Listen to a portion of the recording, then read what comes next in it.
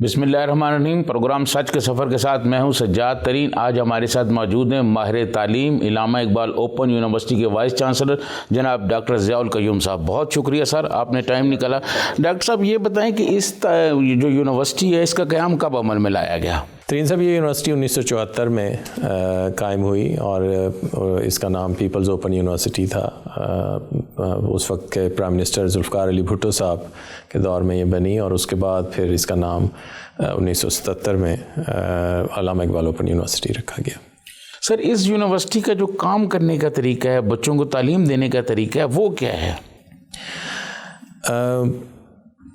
میرا خیال ہے شاید یہ بہت حد تک اس کے نام سے ظاہر ہے ترین صاحب۔ علامہ اقبال اوپن یونیورسٹی، جیسے میں نے گزارش کی کہ 1974 میں یہ یونیورسٹی کا قیام عمل میں آیا، تو جو دنیا کی پہلی اوپن یونیورسٹی تھی ملٹن کینز انگلینڈ میں، جو یو کے اوپن یونیورسٹی ہے، ان کی کنسلٹنگ سے اور ان کی مشاورت سے یہ ادارہ قائم ہوا، جس کا بنیادی مقصد جو کہہ لیجیے فاصلاتی نظام تعلیم ہے۔ اگر میں بالکل ان الفاظ کے ساتھ اس کو کہوں جس طرح سے پہلے یہ بنی، فاصلاتی نظام تعلیم کے ذریعے سے مختلف ڈگری پروگرامس میں بچوں کو پڑھایا جائے گا، جو آج کی اگر ہم ٹرمینالوجی میں کہیں تو ایک بلینڈڈ لرننگ یا ہائبرڈ موڈ میں بھی یا online pure online mode میں بھی تعلیم دینے کا جو طریقہ ہے، وہ اس یونیورسٹی کا جو بنیادی مینڈیٹ ہے وہ یہ ہے۔ سر، کتنے اسٹوڈنٹ ہیں آپ کے پاس؟ اس وقت ہمارے پاس کم و بیش کوئی 1.2 ملین 12 لاکھ کے قریب بچے بچیاں ہمارے پاس مختلف پروگرامس میں رجسٹرڈ ہیں۔ میٹرک سے لے کے اور پی ایچ ڈی تک کے پروگرامز ہم مختلف آفر کرتے ہیں، اور تقریباً اتنی بڑی تعداد جو ہے وہ ان پروگرامس میں رجسٹرڈ ہے، تبھی ہم انرولمنٹ کے اعتبار سے پاکستان کی سب سے بڑی جامعہ ہیں اور ایشیا میں ہم دوسری بڑی یونیورسٹی ہیں انرولمنٹ کی تعداد کے حساب سے۔ ڈاکٹر صاحب، جو راجن پور، بدین یا ملک کے دور دراز علاقوں میں بچے ہیں، وہ کیسے ایڈمیشن لے سکتے ہیں اوپن یونیورسٹی میں؟ دیکھیے، پرانی 2-1 سال پہلے تک تو ہم بالکل اسی مینول آپریشن سارے ہمارے تھے۔ داخلہ فارم بچے پاکستان میں ہمارے 56 شہروں میں ہمارے ریجنل سینٹرز میں ہیں۔ یہ بھی ایک مختلف بات ہے جو ہم باقی یونیورسٹیوں سے مختلف ہے۔ جن بچے بچیوں کو کوئی سہولت بھی چاہیے ہو تعلیمی حوالے سے یا انتظامی حوالے سے، وہ ہمارے دفاتر میں آ کے وہ سہولت لے سکتے ہیں، جہاں پہ سٹاف موجود ہے، کمپیوٹر لیبس موجود ہیں، باقی انفراسٹرکچر موجود ہے۔ جو دور دراز کے یہ علاقے ہیں، ہم نے کوشش کی ہے پورے پاکستان کو جیوگرافیکلی اس طرح سے ڈیوائیڈ کیا ہے کہ ہم نے کسی نہ کسی پاکستان کے حصے میں آپ ہمارا دفتر دیکھیں گے۔ مثلا آپ نے اگر راجن پور کی بات فی الحال کی ہے تو میں راجن پور میں تو نہیں، لیکن ڈیرہ غازی خان میں بہرحال ہمارا دفتر موجود ہے۔ اس سے پیچھے آپ چلے جائیں، لس بیلا میں موجود ہے۔ پھر اسی طرح سے بلوچستان میں ہم جائیں تو تربت میں موجود ہے، کلات میں موجود ہے، گوادر میں موجود ہے، گلگت میں موجود ہے، اسکردو میں موجود ہے۔ سو کہنے کا مطلب یہ ہے کہ ہم نے یہ کوشش کی ہے کہ کسی نہ کسی طرح سے اس انتظامی اپنی جو ہمارے معاملات ہیں اس میں بچوں کو سہولت دینے کے لیے دفاتر قائم کر دیں۔ ابھی ہم نے 2 سال میں یہ کیا کہ ہم نے ایک ڈیجیٹل ٹرانسفارمیشن کا پورا ایک جرنی شروع کیا کہ جس طرح سے نظام تعلیم میں انٹرنیشنلی جس طرح سے آن لائن ایجوکیشن دی جا رہی ہے، میرا ادارہ بھی اس کے ساتھ کمپلائنٹ ہو تاکہ ہم کوالٹی ایجوکیشن اپنے بچوں کو دیں جو انٹرنیشنل سٹینڈرڈز کے مطابق ہو اور انہیں اسی طرح سے دی جائے۔ اس میں بھی ہم نے اس بات کا خیال رکھا ہے جس کی نشاندہی ترین صاحب آپ کریں۔ مجھے پتہ ہے آپ جس علاقے کے رہنے والے ہیں، میں بھی اسی شہر کا رہنے والا ہوں۔ اس ساؤتھ پنجاب میں جو بعض جگہوں پہ دقتیں ہیں میں ان سے آگاہ بھی ہوں۔ تو ہم نے یہ کیا کہ ہماری یہ جو علاقائی دفاتر ہیں، ریجنل کیمپسز ہیں، وہاں پہ ہم نے فی الحال اب دونوں سسٹم چلا رہے ہیں۔ جن دور افتادہ علاقوں میں انٹرنیٹ کی سہولت نہیں ہے، جن دور افتادہ علاقوں میں بچوں کے پاس کوئی ادروائز ٹیکنالوجی کی سہولت، لیپ ٹاپس، اسمارٹ فونز نہیں ہیں، وہ ہمارے ان سینٹرز پہ آ کے اپنی سرگرمیاں جو ہیں، تعلیمی سرگرمیاں جو ہیں، ان سے ہمارے سہولتوں سے استفادہ کر سکتے ہیں۔ اپلائی کرنے کے لیے بھی آن لائن اپلائی کر سکتے ہیں۔ اگر آن لائن اپلائی کرنے کی گھر پہ سہولت میسر نہیں ہے تو میرے دفتر پہ آ سکتے ہیں۔ میرے دفتر پہ نہیں آ سکتے تو جس طرح سے ہم فارم ڈسٹریبیوٹ کرتے ہیں ڈیفرنٹ سیل پوائنٹس پہ اور اپنے دفاتر میں بھی، وہ فارم لے کے بھی بہرحال میٹرک ایف اے بی اے کی حد تک تو وہ فارم لے کے اسی طرح سے مینول انداز میں اپنا داخلہ پروسیس کر سکتے ہیں۔ ڈاکٹر صاحب، یہ کسی بھی اسٹوڈنٹ کے لیے آپ کی یونیورسٹی میں داخلہ لینے کے لیے عمر کی بھی کوئی قید ہے؟ کوئی قید نہیں۔ اس کی کیا وجہ ہے؟ اس لیے کہ ہمارا مقصد ہی جو خصوصاً جو میتھس ایجوکیشن والا حصہ ہے ترین صاحب، وہ تو اس کا سلوگن ہی بہرحال ایجوکیشن فار آل ہے۔ میں نے جیسے شروع میں بھی آپ سے کہا کہ ہم تو تعلیم کی روشنی کو پھیلانے میں اپنا کردار ادا کر رہے ہیں بنیادی طور پہ، باقی اداروں کی طرح بھی، لیکن ہمارا مینڈیٹ تھوڑا سا مختلف ہے۔ تو ہم نے یہ رکھا ہے کہ جو لوگ کسی بھی وجہ سے، بعض اوقات بچیوں کی شادی ہو گئی اور وہ کسی جگہ پہ فرض کریں کسی دوسرے شہر میں چلی گئیں یا کسی وجہ سے تعلیمی سفر جاری نہ رکھ سکیں، تو وہ پھر اپنی سہولت کے ساتھ اپنا جو تعلیمی سفر ہے وہ جاری رکھ سکتی ہیں۔ اس وجہ سے جو عمر کی ہے وہ کوئی قید نہیں ہے۔ اسی لیے مثلا جو BS کی ڈگری باقی یونیورسٹیوں میں ہم جب دیکھتے ہیں تو 4 سال کی ڈگری ہے جو میکسیمم 6 سال میں مکمل کری جانی چاہیے HEC کے قواعد کے مطابق، ہم نے اس میں فلیکسیبلٹی رکھی ہے۔ ہم نے ایون اس کو کمپلیٹ کرنے کا دورانیہ بھی بڑھا دیا ہے کہ کوئی بچی اپنی سہولت سے ہر سمیسٹر میں 2 کورس پڑھ کے یا 3 کورس پڑھ کے اگر ڈگری مکمل کرنا چاہتے ہیں تو وہ کر لیں گے۔ سہولت لیکن وداؤٹ کمپرومائزنگ آن کانٹینٹ، اور جو کوالٹی آف لرننگ ہے اس پہ کمپرومائز کیے بغیر ہم۔ جس طرح آپ نے یہ بتایا کہ آپ کے ہاں اسٹوڈنٹ کے لیے عمر کی کوئی قید نہیں، تو فیس کے حوالے سے بھی کوئی فرق ہے باقی یونیورسٹیوں سے؟ ترین سے بہت فرق ہے۔ میں نے تو اپنا سارا کیریئر بہرحال باقی جنرل یونیورسٹیوں میں کام کیا، پڑھایا، پرائیویٹ سیکٹر میں بھی پڑھایا میں نے۔ اگر میں یہ کہوں کہ آپ اگر صرف گورنمنٹ کی یونیورسٹیوں کا ہی جو فیس کا کہہ لیجئے جو اماؤنٹ ہے اس سے اگر ہم میرا تقابل کریں تو ہم شاید سب سے کم فیس چارج کرتے ہیں۔ میٹرک FA کے لیول پہ تو شاید میٹرک پہ میرا خیال ہے کہ ہم کم و بیش کو 1800 کے قریب ایک سمیسٹر کی فیس لیتے ہیں، جس میں کتابیں بھی شامل ہیں، جس میں امتحان شامل ہے۔ اور جو ہمارے BS کے پروگرام ہیں ان کی فیس بھی ویری کرتی ہے، لیکن جنرلی اگر ایوریج میں آپ سے کہوں تو 16-17 18,000 اس سے زیادہ فیس نہیں ہے ایک سمیسٹر کی، جبکہ گورنمنٹ کی یونیورسٹیاں بھی 40,000 45,000 روپے 50,000 روپے فیس لیتی ہیں۔ ہر سال کتنے اسٹوڈنٹ آپ کے پاس داخلہ لیتے ہیں؟ ہم سال میں 2 دفعہ داخلہ کرتے ہیں سجاد صاحب، اور کم و بیش کوئی 5 سے 5.5 لاکھ 5.25 لاکھ کے قریب داخلے ہم ہر سمیسٹر میں کرتے ہیں، اور مختلف پروگرامز میں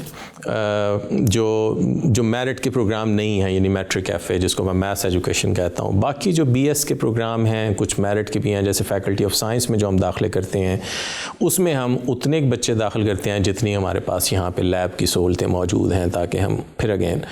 کوالٹی پہ کمپرومائز نہ کریں اور سہولتیں دیں۔ ایک بات ساتھ میں کہتا چلوں، جو اپنے فیس کی بات کی تھی کوئکلی، کہ یونیورسٹی نے اس سمیسٹر میں تقریباً 12 کروڑ روپے کی فائنانشیل اسسٹنس بھی دی ہے۔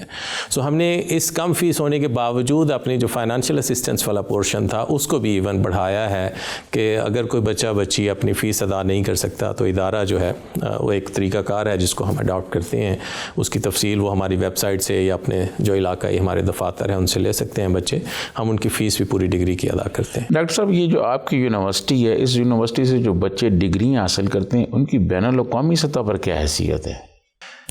اس بات کے جواب میں 2 حصوں میں دیتا ہوں سر۔ اس سال ہم نے یہ پورا ڈیجیٹل ٹرانسفارمیشن والا پروسیس مکمل کیا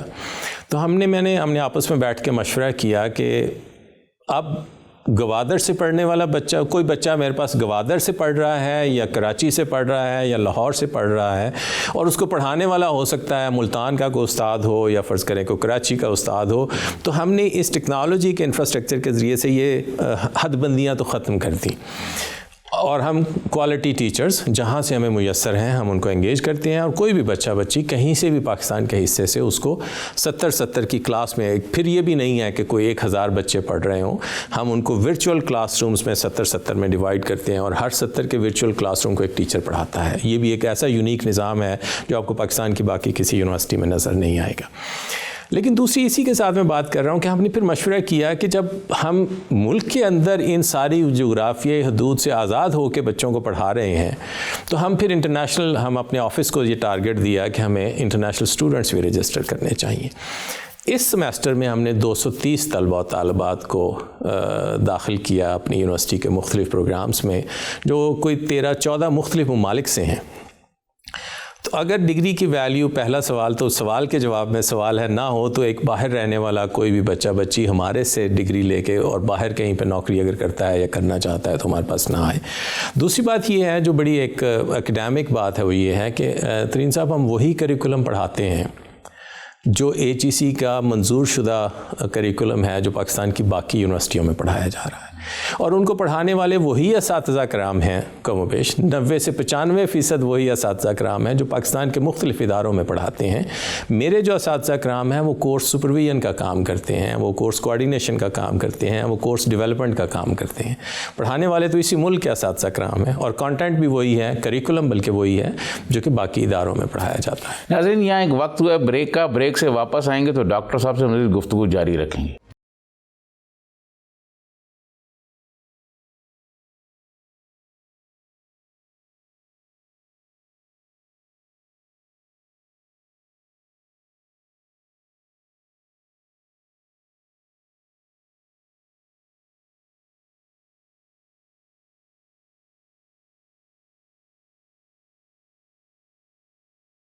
ویلکم بیک ناظرین، ہمارے ساتھ موجود ہیں علامہ اقبال اوپن یونیورسٹی کے وائس چانسلر۔ ڈاکٹر صاحب یہ بتائیں کہ کیا دنیا بھر میں جو لوگ موجود ہیں وہ بھی کوئی اسٹوڈنٹ ہیں اوپن یونیورسٹی؟ جی، میں نے گزارش جیسے کی کہ ہمارے پاس اس وقت کوئی فگر میں کوئی ایک آدھ اسٹوڈنٹ کا شاید اوپر نیچے ہو، لیکن 230 کے قریب طلبہ طالبات ہمارے پاس انٹرنیشنل اسٹوڈنٹس کے طور پہ رجسٹرڈ ہیں، جو فیس بھی انٹرنیشنل اسٹوڈنٹ کے ریٹ پہ دیتے ہیں، اور وہ اپنے پاسپورٹ کے ذریعے سے آن لائن ہمارے ساتھ داخلہ لیتے ہیں،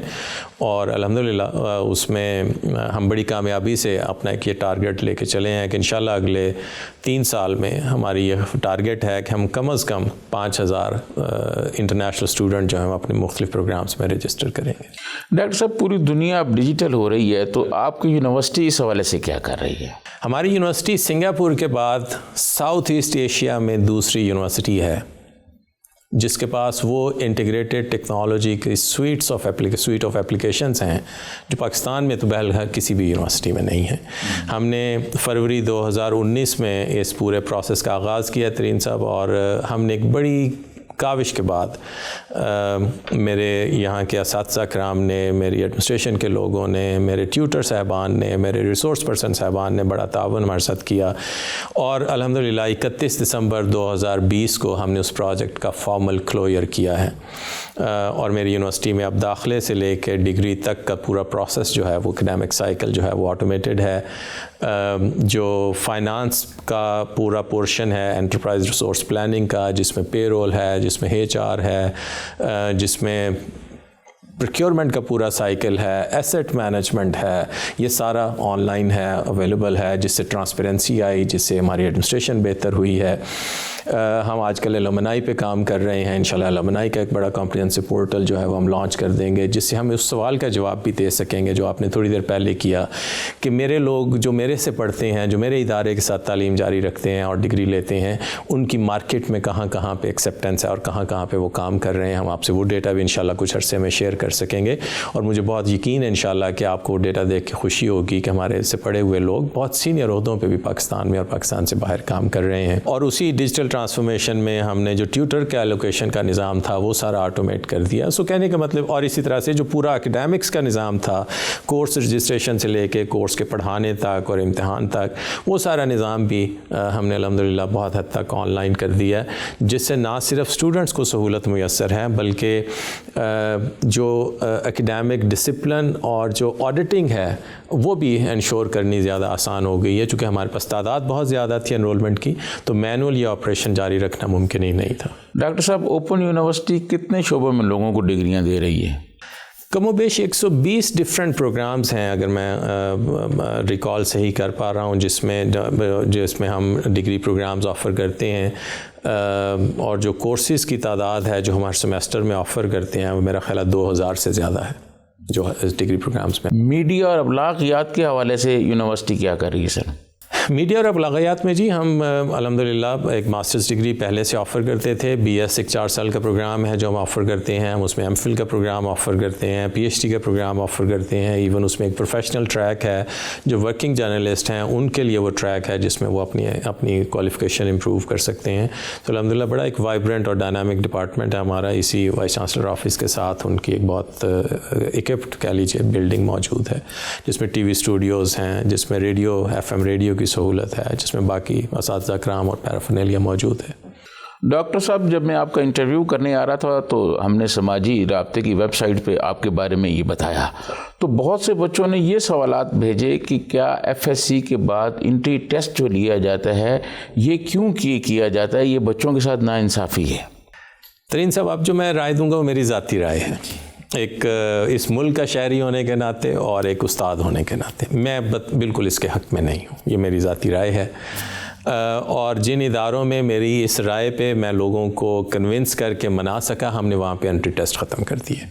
میں اس سے پہلے یونیورسٹی آف گجرات میں رہا، ہم داخلے کے لیے انٹری ٹیسٹ نہیں لیتے تھے۔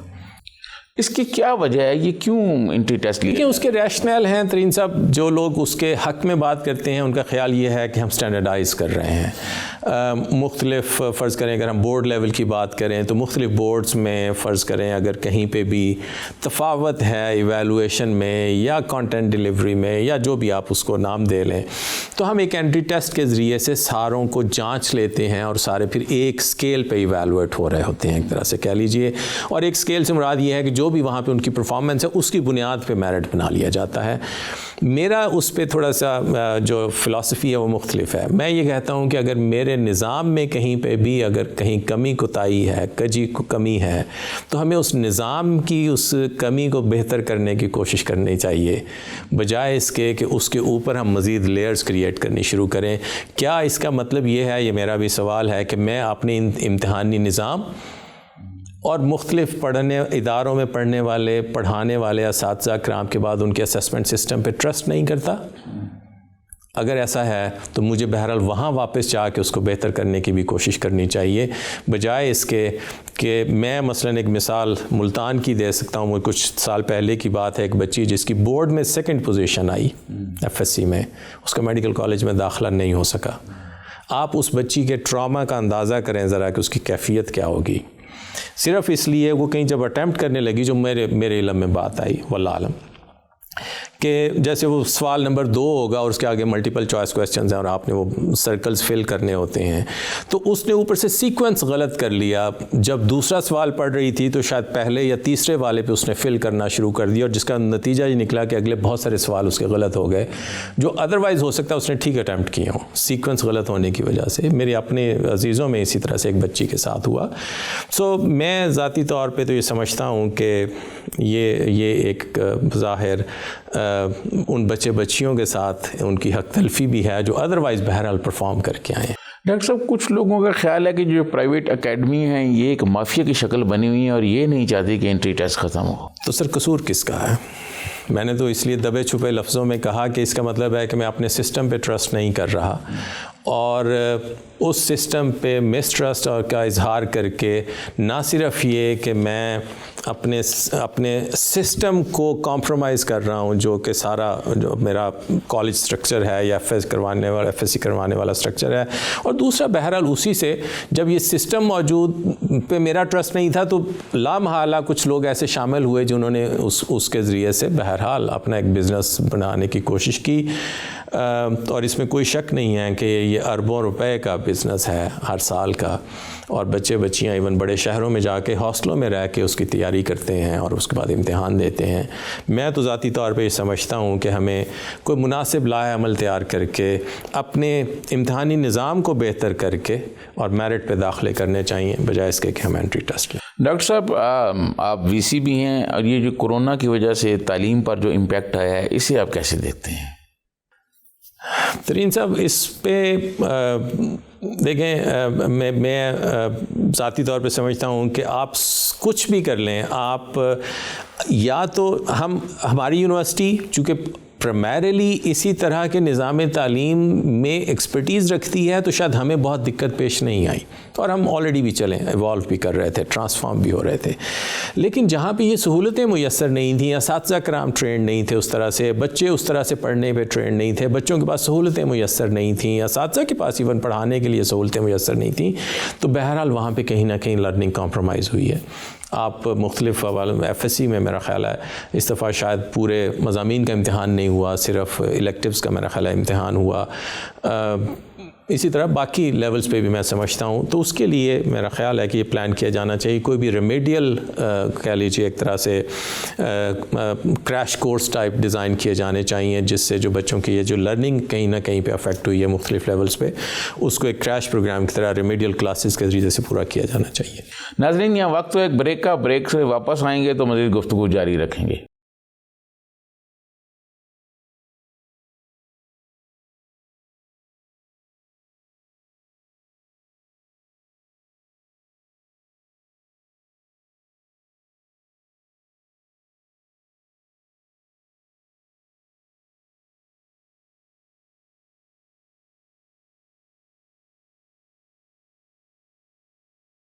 ویلکم بیک ناظرین. ہمارے ساتھ موجود ہیں علامہ اقبال اوپن یونیورسٹی کے وائس چانسلر. ڈاکٹر صاحب یہ بتائیں کہ یہ جو پاکستان میں ریسرچ ہو رہی ہے تعلیم کے شعبے میں, آپ اس سے مطمئن ہیں؟ اگر میں اس کا ڈپلومیٹک سے جواب دوں تو میرا خیال ہے کہ جواب یہ ہے کہ میں اس کمیونٹی کا حصہ ہوں, اور اپنی ہمبل کیپیسٹی میں بھی تھوڑا سا کام کرتا ہوں. دیکھیں, مطمئن ہونے سے میں یہ کہوں کہ مطمئن تو نہیں ہوا جا سکتا کہ مطمئن ہو جائیں گے تو اس میں مزید بہتری نہیں آئے گی, اور بہتری کی میں سمجھوں گا شاید ضرورت نہیں ہے. سو ایسا نہیں کہا جانا چاہیے کہ میں مطمئن ہوں. ہاں یہ ضرور کہنا چاہیے کہ ہم نے بہت بہتر کام بھی کیا ہے. دیکھیے, ہم بعض اوقات جب کمپیریزن کرتے ہیں تو کمپیریزن ہم دو کنٹراسٹ میں بیسیکلی کمپیریزن کر رہے ہوتے ہیں. ہم اپنے آپ کو کمپیریزن کرنا چاہتے ہیں ان ممالک سے جہاں پہ شاید جو انڈومنٹ فنڈ ہے ان یونیورسٹیوں کا وہ پاکستان کے ایجوکیشن کے ٹوٹل بجٹ سے بھی زیادہ ہے. یہاں پہ جب ہم واپس آتے ہیں تو جو لیک آف ریسورسز ہے, میں آپ کے سوال پہ آؤں گا, لیکن یہ کہنا ضروری ہے کہ جب تنقید کرنی ہے تو اگر آپ اس کو اس طرح سے ہی لے لیجئے کہ آپ جتنا, پنجابی میں کہتے ہیں جتنا گڑ ڈالیں گے اتنا میٹھا ہوگا, آپ جتنا اس سیکٹر پہ انویسٹ کریں گے اس میں کوئی شک نہیں ہے کہ اس سیکٹر کو اتنا پھر اس سے بہتر بلکہ واپس بھی کرنا چاہیے. اور میری دانست میں ہم نے اسے بہت بہتر واپس کیا ہے. جو تعلیم پہ خصوصاً ہائر ایجوکیشن پہ جتنا بجٹ ہم خرچ کر رہے ہیں, جس سے ہم صرف تنخواہیں بھی ادا نہیں کر سکتے ترین سب, تو ہم یہ کیوں ایکسپیکٹ کرتے ہیں؟ پہلی بات یہ ہے کہ ہمیں کسی بھی ABC یونیورسٹی جو ٹاپ 100 یونیورسٹیاں اس کے برابر کھڑے ہونا چاہیے. لیکن جتنے ریسورسز ہمارے پاس میسر ہیں اور جو اساتذہ کرام کوالیفائڈ ہمارے پاس یونیورسٹیوں میں موجود ہیں, یہ بات بھی ساتھ کہنی بہت ضروری ہے, وہ کسی سے کم نہیں ہے.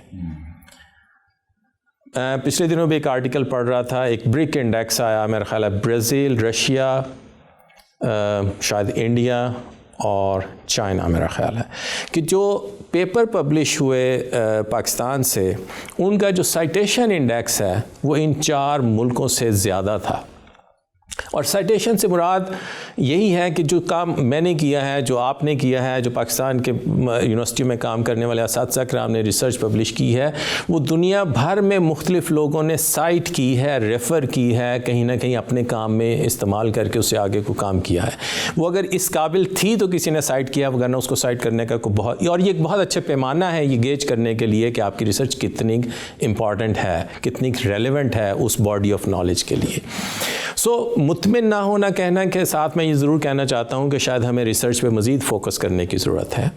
ہمیں اپنے ریسرچ کو ایون اپلائیڈ ریسرچ کی صورت میں لا کے جو انڈیجنس پرابلمز ہیں ہمارے ملک کے, ان کو سالو کرنے میں اپنا کردار ادا کرنا چاہیے. ہمیں پالیسی اور اسٹریٹجی میں گورنمنٹ کی مدد کرنی چاہیے. اساتذہ کرام جو یونیورسٹیوں میں کام کرتے ہیں, یہ اساتذہ کا رول ہے, لیکن یہ تالی ایک ہاتھ سے نہیں بجے گی, یہ دونوں ہاتھ سے بجے گی.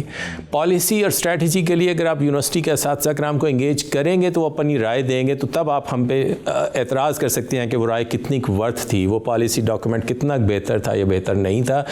یہ گیپ بھی ہے جو بیسیکلی انڈسٹری اور اکیڈیمیا کے درمیان بھی ہے, جس سے بعض اوقات اپلائیڈ ریسرچ کم ہے, یا اسی طرح سے جو پالیسی لیول پہ ریکمنڈیشنز ہیں ان میں اگر کہیں ایڈوکیسی کی کمی نظر آتی ہے یونیورسٹیوں کے اساتذہ کی طرف سے, تو اس کی بنیادی وجہ یہ ہے کہ شاید ان دونوں پارٹنرز کو کہیں اکٹھے ہو کے کام کرنا چاہیے. اور اسی لیے آج کل ایک ٹرم جو ہے, جب ہم اکیڈیمیا انڈسٹری لنکیج کی بات کرتے تھے تاکہ ریسرچ ریلیونٹ بھی ہو اور یوزفل بھی ہو, اسی میں اب ساتھ گورنمنٹ بھی شامل ہو رہی ہے کہ یہ لنکیج میں جب تک یہ گورنمنٹ والا کمپوننٹ بھی نہیں ہے تو بہت زیادہ شاید اس کی افادیت نہیں دیکھی جا سکتی۔ ڈاکٹر صاحب، پاکستان تو ایک غریب ملک ہے، لیکن مسلمان ممالک ایسے بھی ہیں جن کے پاس بہت زیادہ وسائل ہیں، لیکن وہاں بھی کوئی ایسی یونیورسٹی نہیں بن سکی جو دنیا کی ٹاپ یونیورسٹیوں میں اس کا شمار ہو۔ اس کی کیا وجہ ہے؟ اس کی وجہ شاید ہے کہ سٹیکس شاید اتنے ہائر نہیں ہوتے، یہ بات آپ کی درست ہے، لیکن اب ہر گزرتے دن کے ساتھ شاید اس کی ریئلائزیشن میں بہتری ضرور آ رہی ہے۔ آپ سعودیہ میں دیکھیں، بہرحال نئے ادارے کچھ بنے جو کاؤسٹ ہے، جہاں پہ بہرحال ایون یو ایس کی یونیورسٹیوں کہ پروفیسر صاحبان کی کنسلٹنسی سے اس کا پورا اکیڈیمک اسٹرکچر جو ہے وہ کریٹ کیا گیا ہے، ہائرنگ کا، ٹیچر کے سلیکشن کا پورا طریقہ کار اسی طرح اڈاپٹ کیا گیا ہے۔ اسی طرح سے ان گلف اسٹیٹس میں بھی، مڈل ایسٹ میں بھی کچھ یونیورسٹیاں اب گریجولی امپروو کر رہی ہیں۔ سو یہ ریئلائزیشن بہرحال ہے، اس میں کوئی شک نہیں ہے کہ اگر آپ اسلامی ممالک کو دیکھیں تو ہماری جو کہہ لیجیے contribution towards world G D P ہے شاید وہ بہت زیادہ ہوگی اگر ہم اسلامی ممالک کی دولت کو دیکھیں، لیکن جو انٹلیکچوئل فرض کریں جو آئی پی ہے اس کی جو ویلیو اور ورتھ ہے شاید وہ بہت کم ہے۔ اس میں کوئی شک نہیں ہے اور اس کے لیے شاید ہمیں بڑی کنسرٹیڈ ایفرٹس کی ضرورت ہے، لیکن میں یہ ضرور کہہ سکتا ہوں کہ اب اس میں ریئلائزیشن ضرور ہے اور بہت سارے ممالک نے، اب ٹرکی کی بہت ساری یونیورسٹیوں کو دیکھیے، اب سعودیہ کو دیکھیے، یونیورسٹیوں نے واقعی اپنے آپ کو گریجولی امپروو کرنا شروع کیا۔ ڈاکٹر صاحب، 74 سال ہو گئے پاکستان کو بنے ہوئے، لیکن ہم طبقاتی نظام تعلیم ختم نہیں کر سکے یہاں۔ ترین صاحب، اس سے مراد کیا ہے؟ جب ہم ایسے ہی میں اپنی سمجھ کے لیے کہوں تاکہ میں مناسب جواب دے سکوں کہ جب ہم طبقاتی نظام تعلیم کی بات کر رہے ہیں تو کیا ہم یہ کہہ رہے ہیں کہ جو ڈفرینٹ اسٹریٹاز آف سوسائٹی ہیں وہ مختلف اداروں میں پڑھتے ہیں جا کے؟ جی ہاں، مختلف اداروں میں، کہ ایک طرف لوگ جو ہیں وہ راجن پور میں اس اسکول میں پڑھ رہے ہیں جس میں کمرے بھی نہیں ہیں، باتھ روم بھی نہیں ہیں، اور ایک طرف لاہور میں وہ جو ہے پرائیویٹ بڑے بڑے اسکولوں میں پڑھ رہے ہیں۔ تو وہ میں پڑھا ہوں ترین صاحب کچھ عرصہ، اور جب میں پڑھنے گیا تو بہرحال میں نے وہاں کا اسکول ایجوکیشن سسٹم بھی دیکھا، وہاں بھی ہیں، وہاں بھی پرائیویٹ اسکولس ہیں، وہاں پہ ایسے پرائیویٹ اسکولس بھی ہیں کہ آپ جائیں تو آپ کو ایسے لگتا ہے جیسے آپ کسی اور دنیا میں آ گئے ہیں۔ سو میں یہ مثال اس لیے دے رہا ہوں کہ دیکھیے، پرائیویٹ سیکٹر کا ہونا کو بری بات نہیں ہے، ہمیں پبلک سیکٹر میں وہ منیمم سٹینڈرڈز بہرحال ضرور دینے چاہیے کہ وہاں پہ جو پبلک سیکٹر میں سکولز ہیں، آپ کو کسی بھی کہہ لیجیے ٹاؤن سائڈ پہ بھی آپ چلے جائیں، کسی بھی کنٹری سائڈ پہ چلے جائیں آپ، تو آپ کو اسی کیلیبر کے اساتذہ کرام بھی ملیں گے اور بنیادی سہولتیں بھی آپ کو اسکول میں اسی طرح ملیں گی جیسے کسی بڑے شہر میں ملیں گی۔ ہمیں اس پہ شاید میرا خیال ہے فوکس کرنے کی ضرورت ہے، جس میں میں یہ واقعتاً یہ سمجھتا ہوں کہ ہمیں اپنے اسکول اور یعنی پرائمری اور سیکنڈری جو ہمارا ایجوکیشن سسٹم ہے اس پہ بھی بہت زیادہ کام کرنے کی ضرورت ہے، خصوصاً اساتذہ کرام پہ۔ اور ایک ترین سب چھوٹی سی گزارش کروں، کل بھی میں ایک سروے پڑھ رہا تھا، ایک آرٹیکل پڑھ رہا تھا، اور اس میں تھا، دیکھیں جن پروفیشنز کو آپ احترام دیں گے معاشرے میں، اس میں زیادہ اچھے لوگ شامل ہونا شروع ہوں گے، کمپیٹیٹیو ہوگا وہ پروفیشن۔ ٹھیک، میرا سوال چھوڑ کے صرف میں جاتا ہوں اس سوال کے جواب میں، کیا ہم اپنے استاد کے مسائل کو ایک طرف کر لیتے ہیں، وہ بھی درست ہونے چاہیے، میں یہ کہتا چلوں ہمیں بھی اپنا آپ ٹھیک کرنے کی ضرورت ہے، لیکن کیا معاشرے میں ہم استاد کو وہ احترام دینے کو تیار ہیں، اور کیا ہم دے رہے ہیں کہ بہت سارے لوگ بائی چوائس استاد بنا کرتے اور بنا کریں تاکہ پڑھانے والے بھی ایک لیول کے ہوں اور پڑھنے والے ان سے بہت کچھ سیکھ بھی سکیں۔ بدقسمتی سے بہرحال یہ بات فی الحال تک بہت درست نہیں ہے۔ ڈاکٹر صاحب، آپ بطور ماہر تعلیم اور وائس چانسلر کے بچوں کو کیا پیغام دینا چاہیں گے؟